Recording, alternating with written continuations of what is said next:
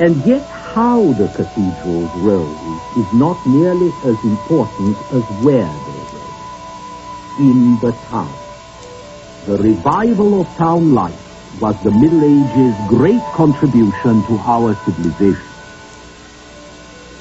The biggest tower in Siena belongs to the town hall.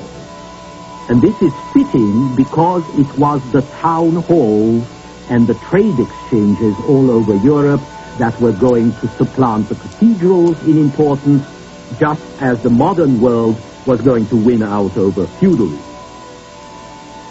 If the First World War hadn't blown it up, you could still see the great clothing hall at Ypres in Belgium, 433 feet long, bigger than most cathedrals and just as splendid.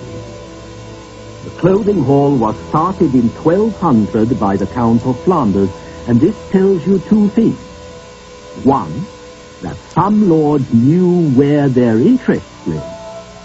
And two, that the greatest profits from now on would come less from robbery and violence and more from trade, especially from the textile trade on which the prosperity of many cities was founded in England, Flanders, the Low Countries, Italy, and France.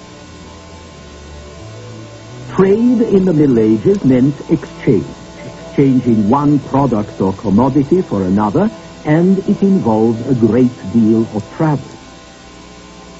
In late 12th and early 13th centuries, the fairs of Champagne in northeast France became the main European exchange centers because the counts of Champagne had the good sense to improve roads, build market halls, set up special courts to enforce deals and contracts made at the fairs, and to keep the peace, at least as long as the fairs lasted a week or two, 6 times a year.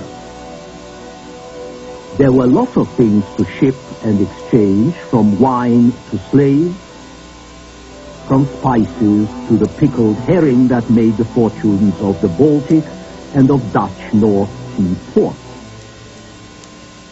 At Danzig, for example, corn and timber coming down the Vistula River on the way to England or the Low Countries was transferred from barges to seagoing ships.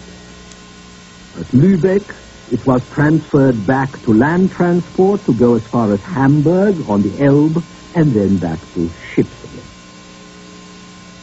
But the greater center developed at the two ends of the most obvious trade route in Europe, in Flanders around Ghent and Bruges, where English wool was shipped to the continent and turned into cloth, and in Italy, centrally located for the Mediterranean trade.